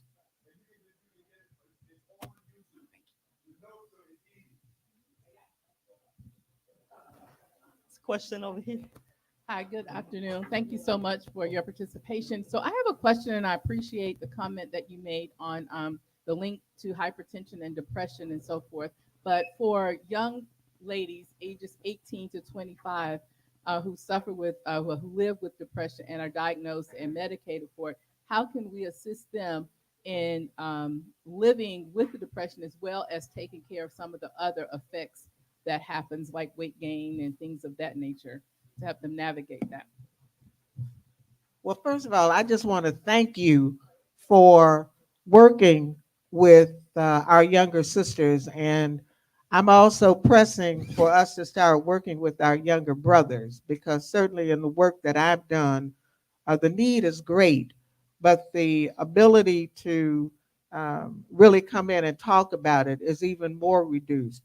But there are several things that can be done, and in particular, one, to keep reminding them of how blessed you are to know that they are willing to talk about the issues that are affecting them. And I think we don't do enough praise of those young people who do step forward. So that's why, again, I thank you. But I think the other piece has to do with the medications that they're on. And I want to really encourage this. I'm a proponent, I'm a believer in medication. But if the medication is not being correlated with cognitive behavioral therapy, we need to start talking more and more about the fact that at some point, some of them are going to stop using medications. So they need talk interventions. Cognitive behavioral therapy is one of the best ones that we can do, because that's helping them look at how they think and how they behave. So having that combination, exercise, if they're gaining weight, we now know that the data are so clear. Exercise is in and of itself a major positive intervention for reducing stress and depression. So if you are starting to see weight gain, first talk to the provider, and then also see if you can set up an exercise program that they can participate in. We have found in the work we've done, most of the women who came in, because we're looking at women 40 to 75, many of them had not exercised, as they told us, since I was in 8th grade, Dr. Porter. So don't bring some perky physical therapist in here telling me to move my 50-year-old body. But 15 months later, when we did our surveys, because we do the evaluation, they were using exercise more than any other intervention to help with their stress and depression. And now we know that exercise has such a positive benefit. So again, reminding them of what a positive act they're taking to take care of themselves. 2, if they're starting to gain weight, having the provider to be part of it. And 3, making sure that there is a combination of medication and some type of cognitive behavioral therapy. And we can talk more about this later. But you don't want them to decide at some point, I'm not going to take the medicine, and we haven't put something else in that they can use for the rest of their lives. Okay. And I'm glad this came up as well. I'm sorry to butt in one more time here, but there is an important word that I have now decided to move up to the highest level on my little list. And the word is called forgiveness. Have you noticed that every single encounter in American popular culture, on the internet, is anger.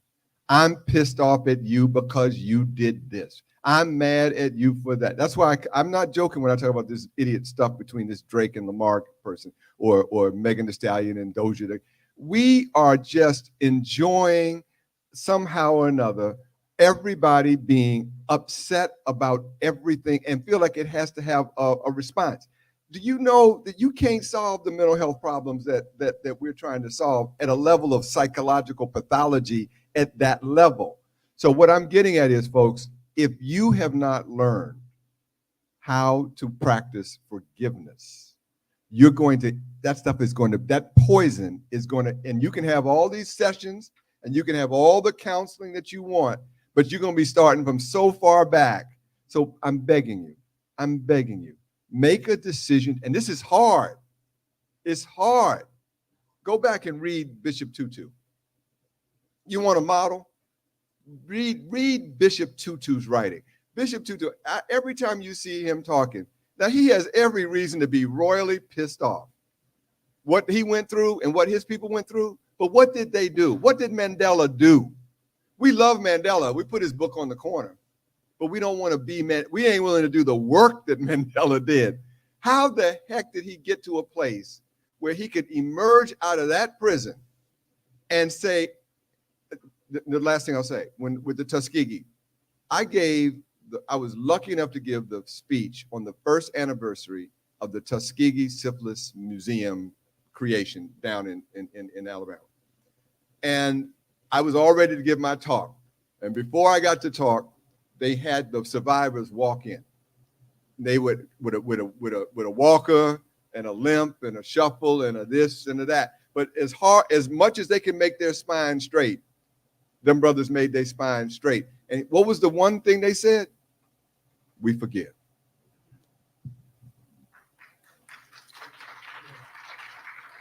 That's a very humbling thought. We do need to be more forgiving. Question, yes. Yes, hi. Thank you everyone for your participation today. Climate change is real, and anyone walking outside can attest to that with the extreme heat today. So my question is, can you talk about some of the health effects of climate change, and how are you advising your patients to take care of themselves during these shifts in our weather? Let me just No. say, this woman here has been leading a national effort at the highest level of national She's chairing a special subcommittee for African Americans. These are people that come to talk and walk the walk. Well, it's very important because climate is real. It's a public health crisis. That means it's involving all of us. And there are little things that we can do, and there are bigger things that the health sector can do, because the health sector, is responsible for 80% of the hazards in terms of what's going on in climate change. So let's step up to the plate. And I always want to make sure that we know our part, little things that we can do in our homes, in our jobs, in our hospitals, and in our clinics. Today, because we are at the index of 100, we need to increase our fluids. Very important. You need to not try to do those that you should have been doing 2 months ago. And now it's 101 degrees and you're gonna say, I better get out here and walk. No, that's not gonna happen. It's also important, and we have the pharmacists over there in the corner, some of the medications that you're taking, antihypertensives, antipsychotics, many of them has an interaction with the heat.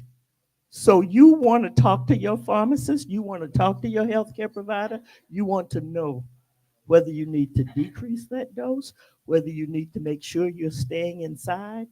So all of those things, and there's information available on that. And we've talked about this, that's running through everything and impacting us. And so that is very critical. Sunscreen, sunscreen, sunscreen. Doesn't matter that, oh, I have melanin, I don't need sunscreen. Yes, it will. Yes. So make sure you sunscreen, that you do one that's a SPF of 50 or above.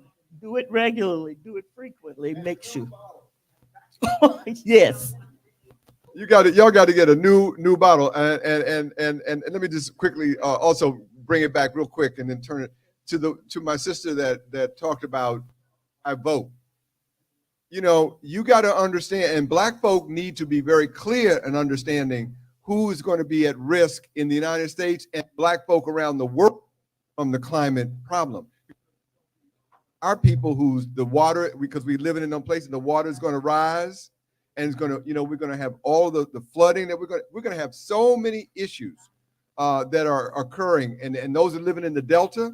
Imagine. So I mean that we're going to pay a heavy duty price on it. So and there is, and again, the Republicans are very clear. There ain't no such thing as climate change, because if you talk about climate change, you're getting in the way of business.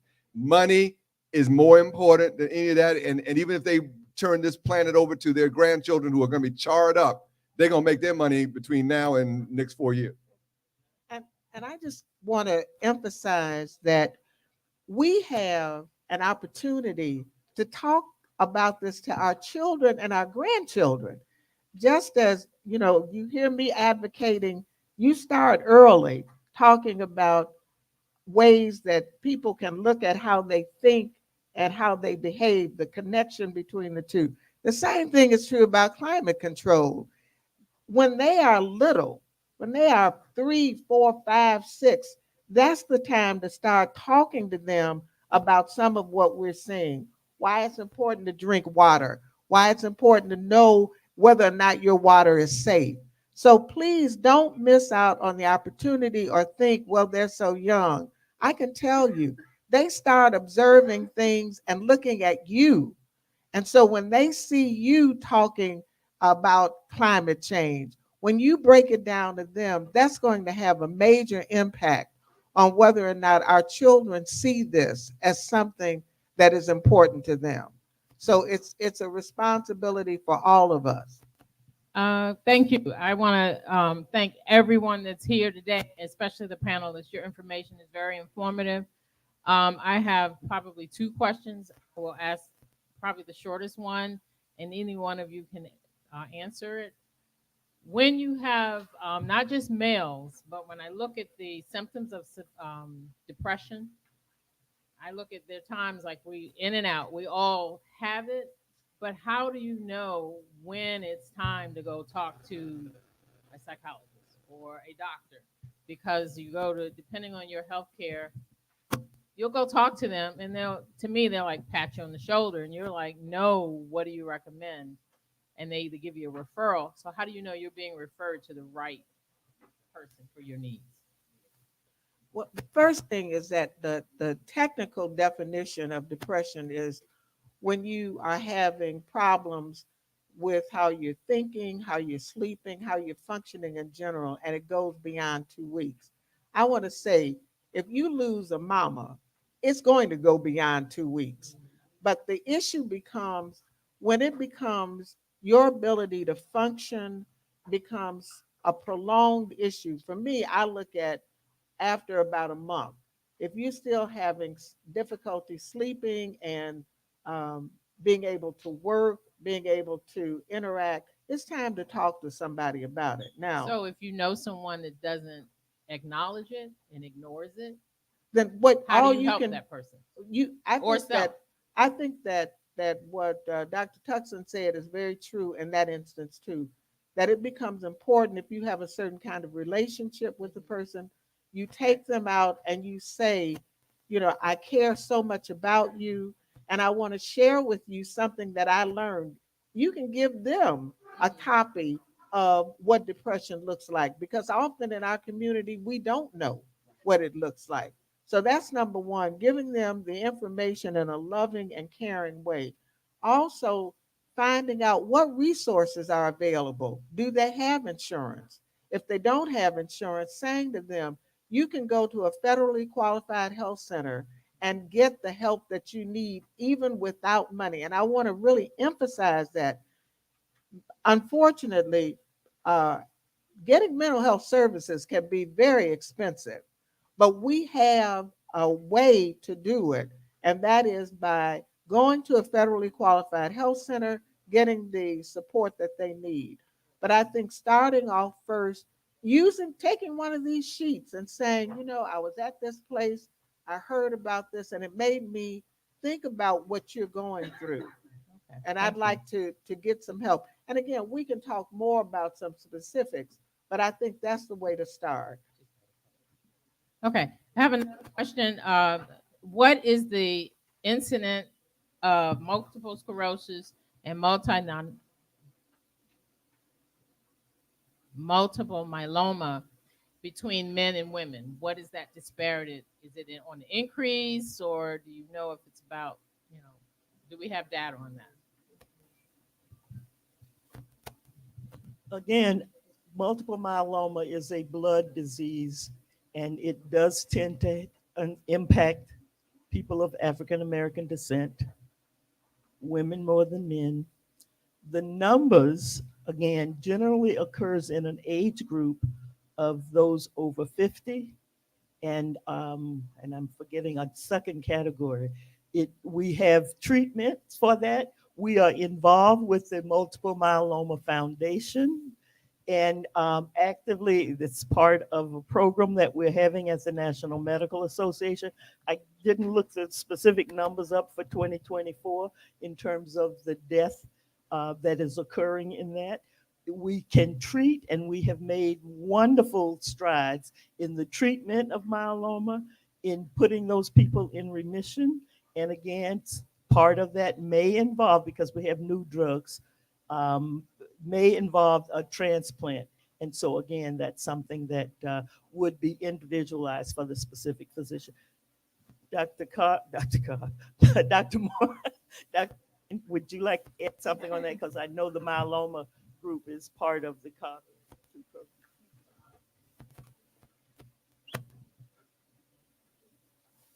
Thanks, Dr. Brown. I think the International Myeloma Foundation is very interested in developing training programs and encouraging physicians of color to be oncologists.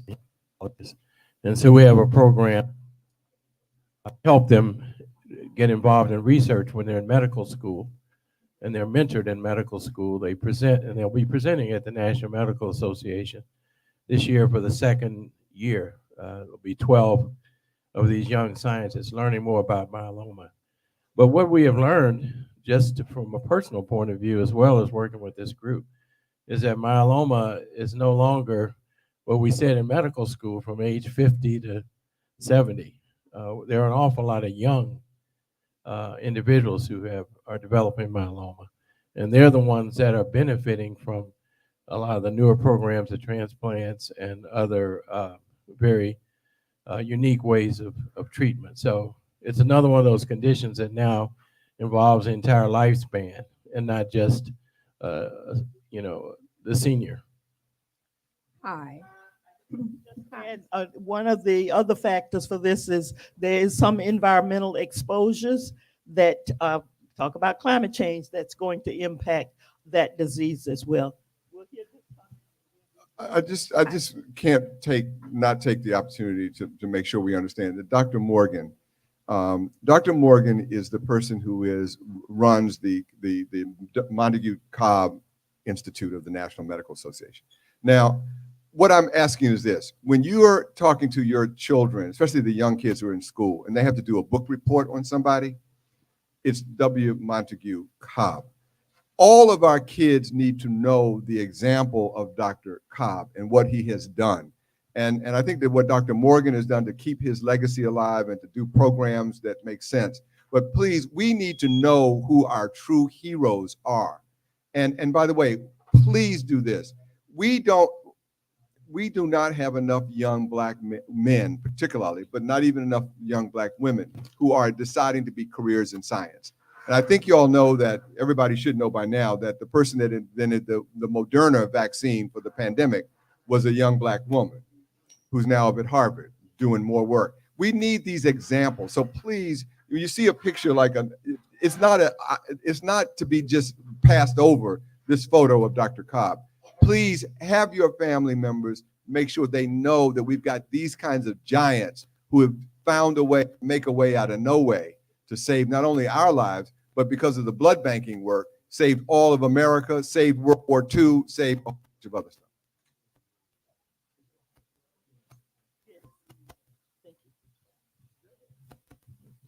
So one, I have a question that you won't be able to answer right now.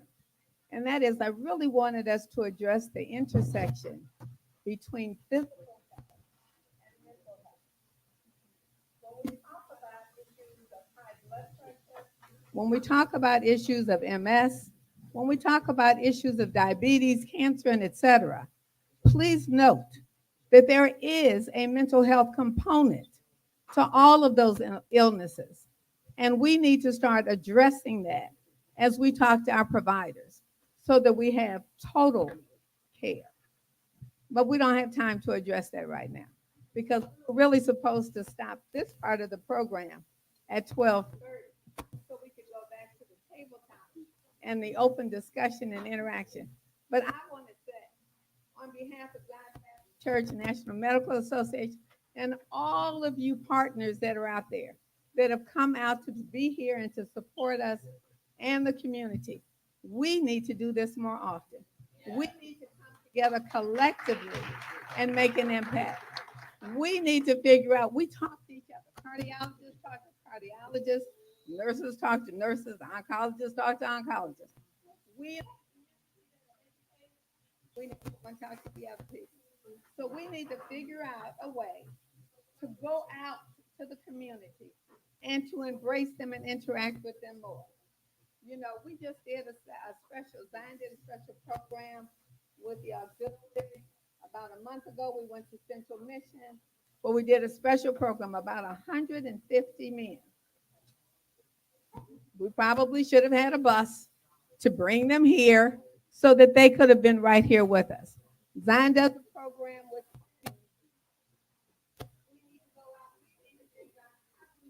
into the community and bring them so that all the resources, this is my daughter, so that all the resources that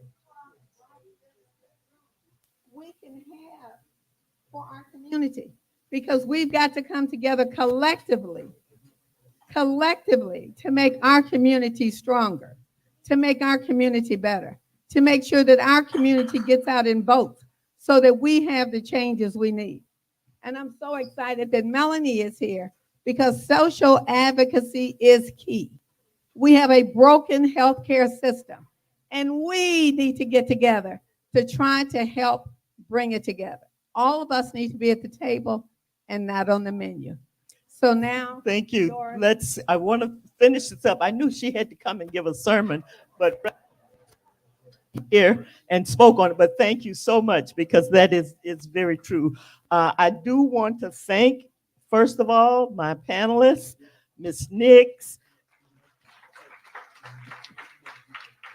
Dr. Tuckson, Dr. Porter, and Dr. Gaston.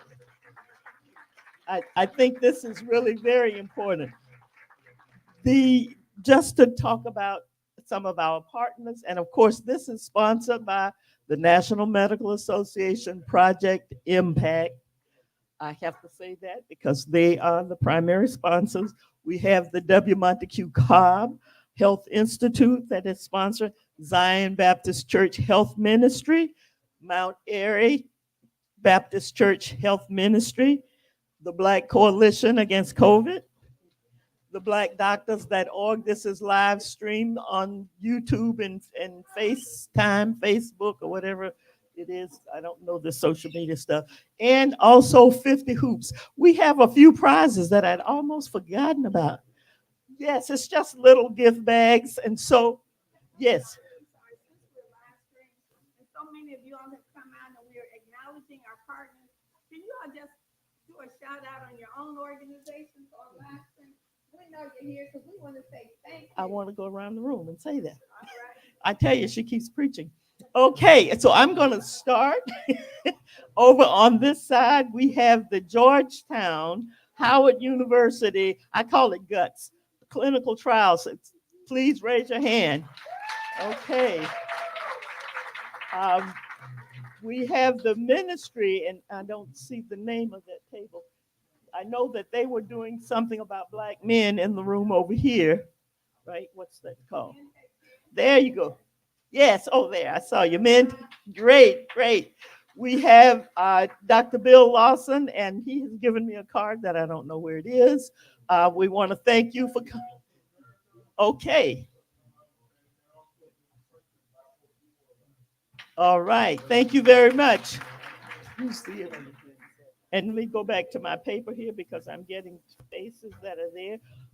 Alpha Kappa Alpha Sorority Rho Mu Omega chapter. Auxiliary to the National Medical Association and the Mid-Chi Auxiliary. I said Mount Airy Baptist Church, he missed it, but we want to make sure that you raise your hand. We have the Black Nurses Association that was there in the program. Children's Hospital. Oh, there's some of the Black nurses. Children's Hospital, the Child Health Advocacy Institute, Climate Action Campaign, the District of Columbia Board of Optometry. Raise your hand over there. Thank you. The District of Columbia Department of Health. Okay, thank you. So you'll have time to go back and interact. I haven't finished. We have Dr. Danica Lucas, who is an active pharmacist. She's talking about where is in that brown bag. Tell me about all those pills and what's going to get you when you step outside on that antihypertensive. Okay, the dynamic solution for the aging. Okay. Howard University Center, Men's Take 10. Part of that. Okay, the Howard University School of hidden in a room over there. Make sure you have a check of your gum diseases, all important. Trinity Episcopal Church, I guess representing our health ministry, the Veterans for Foreign War. I saw a table over there because many of us are veteran, and most importantly, voter. We have over here, you just make sure you register every person that's over the age of 18 to get out and vote. I did that one first.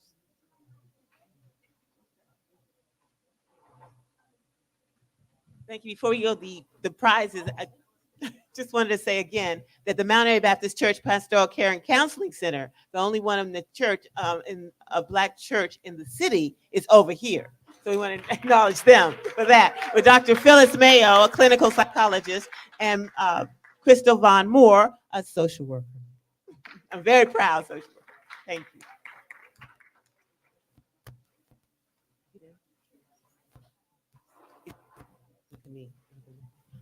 So in terms of thank you very much for those who have completed the evaluations.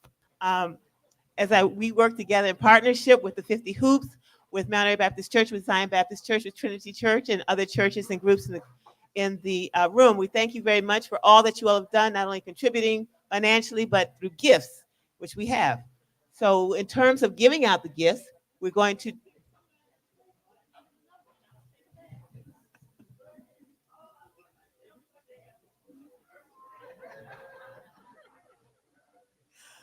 I'm thinking of a number, and I'd like you all, for those who are interested in getting a gift, to come closer to that number. So anyone want to raise their hand? Okay, in the back. Okay, 25, 5, 10, 7, 50. Okay, we have enough numbers now. It's number 3. So number 5 wins. That's right. Thank you very much. He gets a gift. Okay, I'm thinking of another number. Anybody want to raise their hand for that number in the back? Okay, 17. Anybody else? 22. Okay. Oh, 32. Okay. Actually, it was 15. So the one in the back gets in the blue. Okay. I'm thinking of another number. Okay. Anybody want to raise their hand and wants to try to get a gift? Okay. Okay. 20. 50. 25. Oh, wow. The number's 25. Okay, 25 gets it over there. And finally, I'm thinking of how many more do we have, Brenda? No, that's no. Okay, another number. It's mine. 65. Anybody else? Okay, 43. 9. Okay, no, we have I was thinking 35. So this person gets a gift right here. Yeah, 35. Okay, she gets a gift. One more bag, one more number. I'm thinking of a number. Else? 42. 9. One last number. Oh.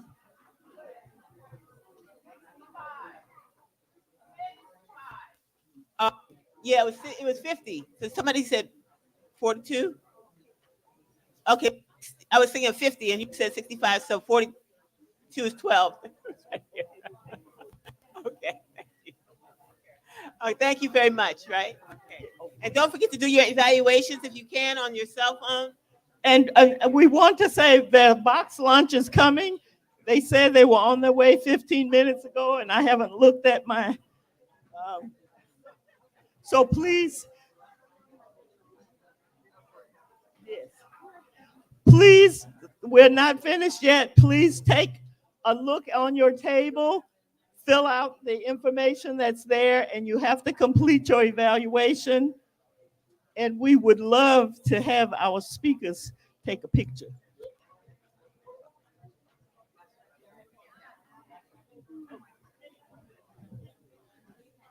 Hi, we just want to encourage you, take the handouts with you so that you have the information, but also so that you can share it with other people. And again, thank you so much for being here with us. I'm going to the bathroom.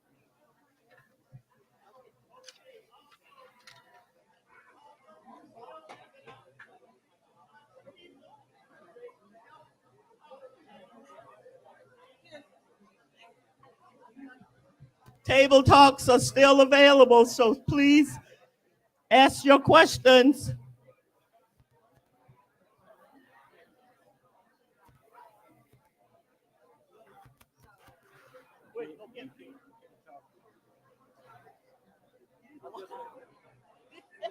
Yeah, no, we wanted to. Yeah.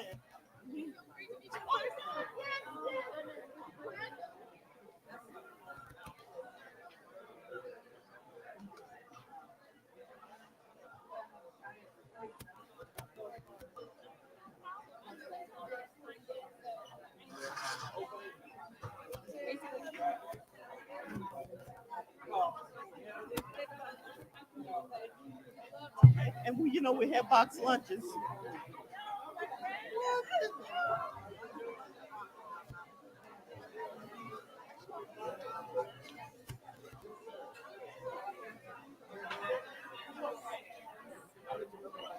Thank you, man.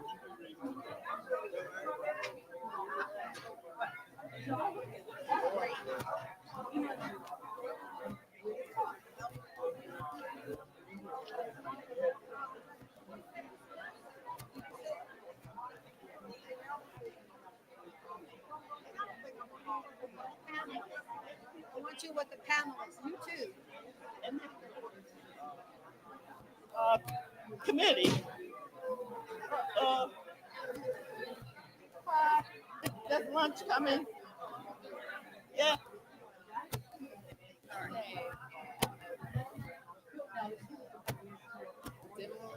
Doctors on in your institute?